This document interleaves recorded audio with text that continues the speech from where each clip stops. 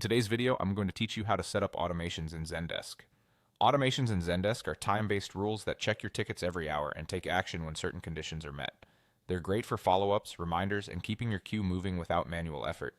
First, open the Admin Center. You can get there by clicking the gear or the four squares icon in your Zendesk interface. From there, navigate to Objects and Rules, then Business Rules, and select Automations. At the top right, choose Add Automation. As you create it, give it a clear name and description so you and your team know exactly what it does later. Automations work with time-based criteria like hours since or hours until.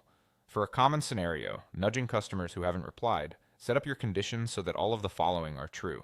Start with ticket status is pending. Then add ticket, hour since pending, calendar is greater than 24.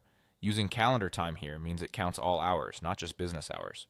If you want this rule to trigger when either one of two separate criteria is true, use the Any section as an optional area. That's helpful if the rule should apply when condition A or condition B is met, but not necessarily both. Here's the critical part that many people miss. Automations run every hour. If nothing changes on the ticket, your automation will fire again and again, and your requester could receive the same email every hour. To prevent that, add a nullifying action and a matching condition. In your actions, add a tag. For example, bumped once. Then, back in your all conditions, include tags does not contain bumped once.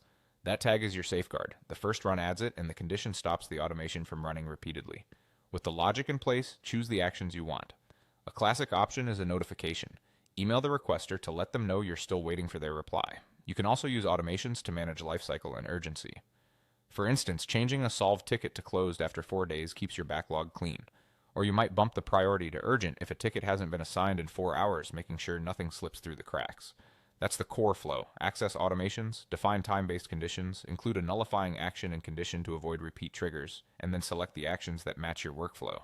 Test with a sample ticket to confirm the behavior, and you're set.